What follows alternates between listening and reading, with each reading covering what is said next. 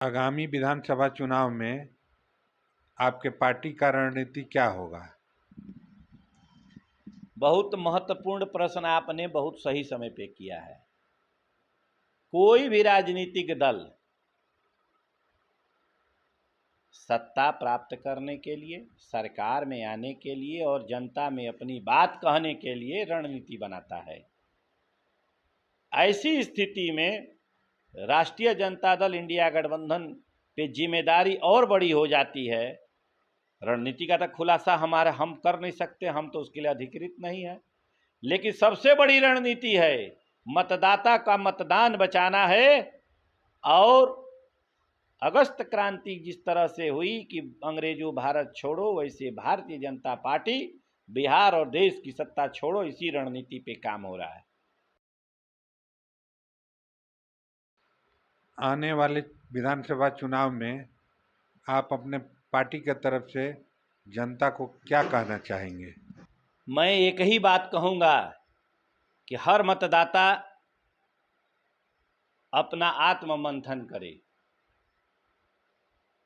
शोषण और दमन का विरोध करे, अपने मतदाता न होने का केवल नागरिक होने की पहचान बचाए और आने वाले पीढ़ियों को जवाब दे कि मैंने तुम्हारा अधिकार बचा लिया है। यदि हर मतदाता, हर नागरिक अपना और अपने आने वाले नस्ल का मतदान का अधिकार भी नहीं बचा सकता तो और क्या कर सकता है। इसलिए मैं यही कहूँगा कि इस पूरे इलाके में सामाजिक और राजनीतिक रूप से चेतनशील व्यक्ति अपना अधिकार बचावे और भारतीय जनता पार्टी के इस षड्यंत्रकारी कार्य का पुरजोर विरोध करे। हर गांव में, हर गलियों में, हर चौराहे में, हर दरवाजे पर विरोध करे कि आपने जो यह कुचक्र रचा है इसका हम पुरजोर विरोध करते हैं। और जब मतदान आवे कि नज़दीक, तो वोट के माध्यम से किसी लालच और वैमनस्य में आए हुए जाति पाति समाज में सबसे ऊपर उठकर इंडिया गठबंधन को जितावें। लोग कहते हैं सारा ठिका उन्हीं के पास है कि सब काम वही करेंगे, और कोई थोड़े चालाक है इस देश में। किसी के पास कोई मिशन विजन है? मिशन और विजन किसी का बपौती नहीं है। सब व्यक्ति जो इस देश में और प्रदेश में जीवित है, परिवार चलाने से लेकर समाज चलाने तक जहाँ जिसकी जितनी क्षमता है वह अपना प्रमुखता से काम करता है, प्रमुखता से काम करता है, अपना जीवन यापन करता है। सरकार केवल सहयोगी होती है। सरकार किसी के परिवार का संपूर्ण रूप से उसका सारा चीज नहीं ले सकती है। आप राशन देते हैं, किरासन देते हैं, आप गैस सिलेंडर देते हैं, आप सही बात है, किसके पैसे से?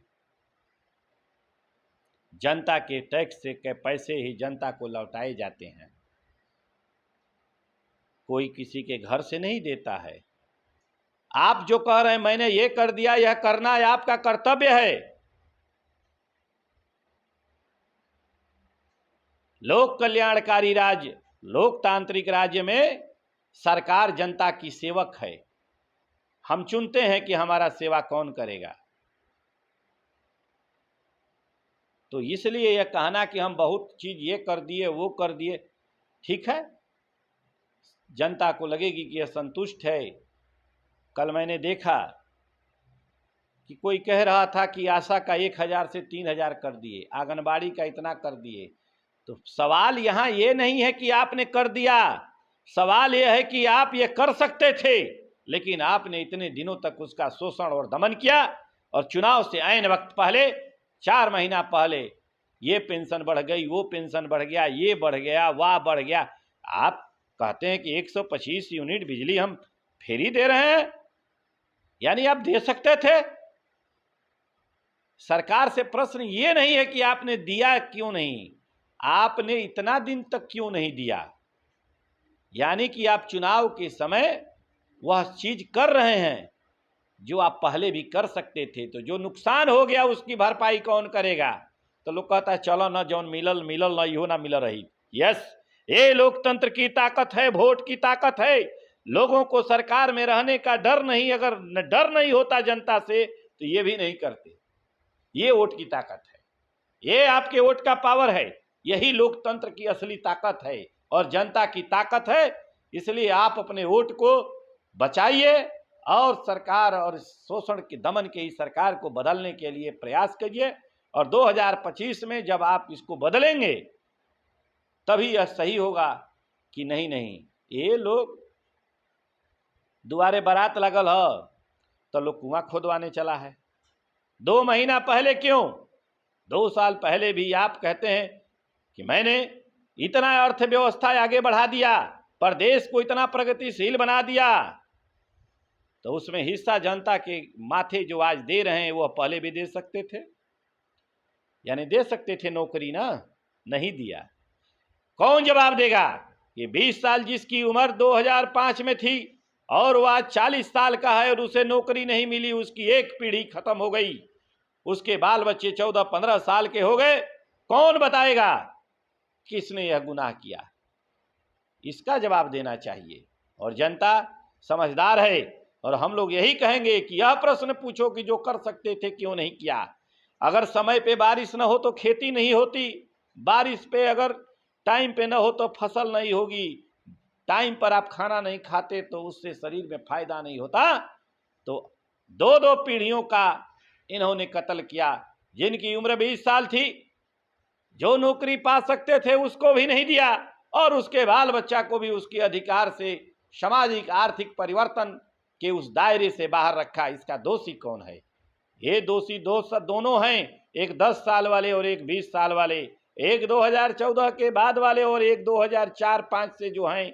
इन दोनों लोगों ने मिलकर संयुक्त रूप से देश में पूंजीवादी व्यवस्था के माध्यम से, जिसे क्रोनी कैपिटलिज्म कहते हैं, इन्होंने शोषण और दमन किया और लोगों के पीढ़ियों दर पीढ़ियों को बर्बाद कर दिया। ये असली बात है, इसको हम कहना चाहते हैं। भाषा के नाम पर बिहारवासियों के साथ दूसरे राज्यों में जो उत्पीड़न हो रहा है, इसके लिए आप क्या बताएंगे? ये बहुत महत्वपूर्ण समय आपने प्रश्न पूछा है। सवाल ये नहीं है कि वहाँ उत्पीड़न कौन कर रहा है, सवाल यह है कि उन लोगों की मानसिकता कैसी है। भारत भूखंड में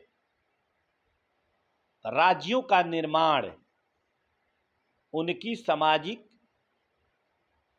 जरूरत बनावट के हिसाब से हुआ, भाषा के आधार पर भी हुआ।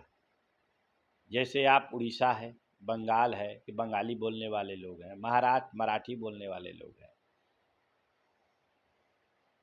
हिंदी की ही न उपजाति है, उपभाषा है, वह अंग्रेजी की उपभाषा नहीं है।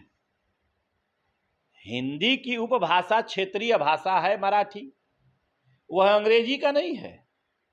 ये समझदारी, यह बात केवल भाषा के आधार पर ही नहीं है, बात भाषा की है, लेकिन वहां के जो आर्थिक स्रोत हैं, जो नौकरियों के अवसर हैं, जो स्थानीय मुद्दे के आधार पर उन लोगों ने यह तमाशा शुरू किया है। भाषा तो बहाना है। आप बताइए, बिहार के इस इलाके से अन्य राज्यों के असमिया जाते हैं, नॉर्थ ईस्ट के पूर्वोत्तर के लोग जाते हैं, बंगाल के लोग जाते हैं, उड़ीसा के लोग जाते हैं। कभी आपने सुना है बिहार में कभी किसी ने ऐसा किया है? आपने कोरोना काल में देखा होगा, लाखों करोड़ लोग गए और कैमूर जिला में सबको पानी पिलाया, खाना खिलाया। सब लोगों को बहुत बहुत धन्यवाद। ये गलत प्रवृत्ति है भाई। आप ये बताओ, आज भाषा के नाम पे करोगे, कल धर्म के नाम पे करोगे, कल जाति के नाम पे उत्पीड़न करोगे, तो उत्पीड़न करने वाली की मानसिकता एक ही होती है। जाति, धर्म, भाषा, हर स्तर पर बिहार वासियों के साथ जो बाहर दुर्व्यवहार कर रहे हैं, उसकी कोई प्रशंसा नहीं कर सकता है। उसको कोई सही नहीं कह सकता है। यहाँ तक कि हम लोग देखते हैं कि दिल्ली में भी हिंदी ही बोलने वाले लोग हैं। वहाँ भी दिल्ली, हरियाणा, पंजाब के कई इलाके के कुछ मनबढ़ू नेता हैं, मनबढ़ू लोग हैं जो बिहारियों को खराब बोलते हैं। तो ये जो आप ही के यहाँ कई ऐसे लोग हैं जो इस तरह को बढ़ावा देते हैं, इसकी तो भरपूर निंदा करनी चाहिए। भारत एक स्वतंत्र देश है। किसी भी भूभाग के किसी कोने में जाने, रहने, खाने, नौकरी पाने, अवसर, सब चीज़ की स्वतंत्रता है। अब कल के दिन में कोई कहेगा कि हम महाराष्ट्र का बना हुआ कोई सामान बिहार में नहीं आने देंगे, तब ये कौन मतलब हुआ? माने गुड़ खाएंगे, गुलगुला से परहेज करेंगे, हम लोग सामान उसका लेना बंद कर दें। कल के दिन में कोई कोयला न जाने दे, कल के दिन में कोई बिहार का बालू उत्तर प्रदेश में न जाने दे, तो कोई मतलब है? ऐसे विघटनकारी और समाज के द्रोही लोगों को एक ही लाइन में हम कहेंगे कि ऐसी बातें करने से आपका नुकसान होगा, भला नहीं होगा। हम लोग बिहारी हैं तो कहीं जाके भीख थोड़ा मांग रहे हैं, अपना कर्तव्य कर रहे हैं। कोई फ्री में थोड़े दे रहा है। काम नहीं करेगा तो कोई कुछ देने वाला है? अपना घर किसी का चल ही नहीं रहा, बिहार के लोगों का घर चलाएंगे। ऐसी चीज़ों का भरपूर निंदा करना चाहिए। अभी जो बिहार वासियों का पलायन हो रहा है, इस पर आप क्या कहेंगे हमारे दर्शकों को? बिहार के निवासियों की पलायन की दारुण कथा अगर आपको सही में समझना है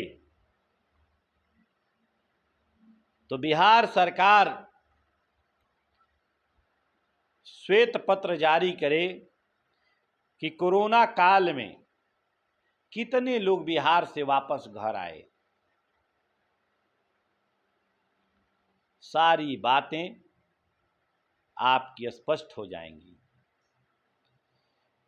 दुनिया में कोई भी व्यक्ति अपना घर, अपना जमीन तभी छोड़ता है जब उसके पास परिवार को चलाने के लिए न्यूनतम जरूरतें पूरा करने का भी साधन नहीं होता है, तभी वो घर छोड़ता है। दुनिया में कोई हो इंसान के अलावा भी कोई जीव जंतु है जो अपना खुशी खुशी घर छोड़कर जाए? बिहार के पलायन के बारे में तो जो लोग बोलते हैं तो हम लोग को तो अब कुछ बोलना नहीं है, हंसी आती है। विकास के वो दावे कितने खोखले और कमजोर हैं, यही मैं आपसे कह रहा था। चिकनी रोडें बनी, उस रोडों से तेज चलती गाड़ियां दिल्ली और कलकत्ता की ओर भाग रही हैं। रेल लाइन सरपट गुजरात की ओर लोग जा रहे हैं। आधारभूत संरचना जिसका आप नाम ले रहे हैं कि हमने इतना काम किया 20 वर्षों में, अगर आपने इतना काम किया तो लोग रुक क्यों नहीं रहे हैं? क्योंकि उनकी जीवन में आमूलचूल परिवर्तन, उनके रहने, खाने, रोजगार के अवसर निश्चित रूप से कम है। संसाधनों का बंटवारा उचित नहीं है। आप देखेंगे जिस इलाके में हम लोग हैं, यहाँ उत्तर बिहार से भी रोपनी के समय में लाखों लोग आए हुए हैं। आना चाहिए, वो नहीं आएंगे तो यहाँ रोपनी असर नहीं हो पाती है। क्या कारण है? बिहार सरकार की यह विफलता है। असमानता जब विकास की में होगी तो यही होगा। शाहाबाद मगध के इस इलाके से पलायन की जो दर है उत्तर बिहार से बहुत कम है। अगर इस इलाके में उद्योग लगे होते, आपने कहा उत्तर बिहार में बाढ़ है, ठीक है, बाढ़ का तो कोई विकल्प आपने नहीं निकाला। लेकिन जो इलाके आपके सूखे ग्रस्त हैं उनके लिए भी कोई विकल्प नहीं निकाला। जो हरियाली छाई हुई है, जो हरे भरे हैं इलाके, उनके लिए भी रोजगार के ऐसे उत्पादन के लिए ऐसे मौके नहीं दिए कि जहां लोग काम कर सकें। ये लोगों की ऐसी, ये बिहार को कई भूभागों में बांटा जाता है। आप देखेंगे चंपारण का इलाका कृषि क्षेत्र में बहुत आगे है, शाहाबाद का इलाका, मगध का आधा इलाका, भागलपुर का इलाका आप देखते हैं कि बहुत कृषि क्षेत्र में आगे है।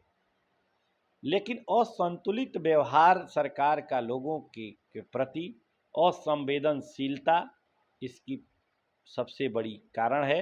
लोग कहते हैं आबादी, आप आबादी की बात कहेंगे तो बिहार की 12 करोड़ आबादी में एक बड़ी आबादी बाहर रह रही है, और अपने पूर्ववर्ती सरकार को दोष देने से कुछ होगा नहीं। हम कहेंगे 90 के पहले वाला काम नहीं किए, आप कहेंगे 2005 के पहले वाला काम नहीं किए, लेकिन वर्तमान की बात करिए ना।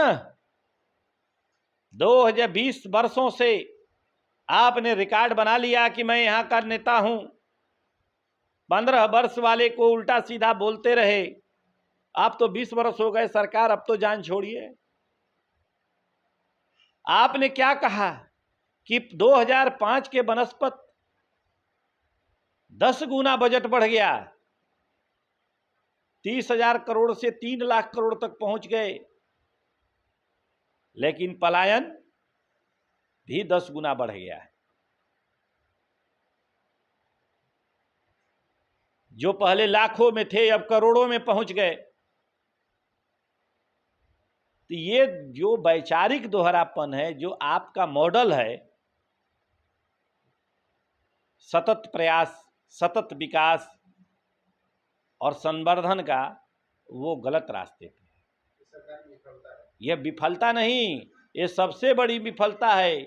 किसी के परिवार का कोई सदस्य कहीं चला जाता है तो परिवार चिंता में रहता है, उसका मानव बल, उसका बल ही नहीं जाता, उसका श्रम जाता है, उसकी समृद्धि जाती है, उसका विकास जाता है। ये बहुत पलायन विषय है। कोई व्यक्ति जो केवल थोड़ी जाता है, उसके साथ से उसके परिवार की समृद्धि भी जाती है। परिवार रहेगा, मानव बल रहेगा तो श्रम करेगा, श्रम से समृद्धि आएगी। तो केवल परिवार का एक सदस्य नहीं जाता है, पता नहीं कहाँ रहेगा, कहाँ खाएगा, क्या कमाएगा। वो तो पहले कमाने और खाने में ही परेशान है, घर पे क्या भेजेगा। तो कोई भी आदमी मानवीय जीवन का सभ्यता में आना जाना लगा रहता है, लेकिन जिस स्तर पे पलायन यहाँ से हुआ, कोरोना में आप देखे होंगे, सैकड़ों किलोमीटर दूर नंगे पांव किसी तरह से अपने बच्चों को गोद में उठाए लोग इसी इलाके से जा रहे थे, और आप और हम देख रहे थे। पानी और बिस्किट और चूरा के लिए भी मोहताज थे लोग। किसी तरह से कैसे परिवार को घसीटते हुए एक आदमी जा रहा है, बच्चों को गोद में लिए हुए, सैकड़ों किलोमीटर तपती इस रोड पर जा रहा है।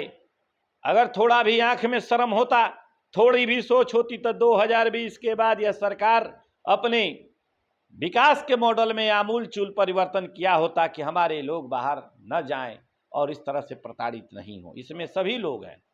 IGTN इंडिया चैनल के सभी संवाददाता, कैमरामैन, सभी लोगों को बहुत बहुत धन्यवाद कि आप लोगों ने अपना यहाँ समय दिया और मेरी बातों को लोगों तक पहुँचाने के में आप एक माध्यम बन रहे हैं।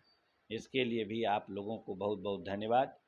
अभी हम बात कर रहे थे प्रोफेसर डॉक्टर पुनीत कुमार सिंह जी से। मिलते हैं अगले एपिसोड में।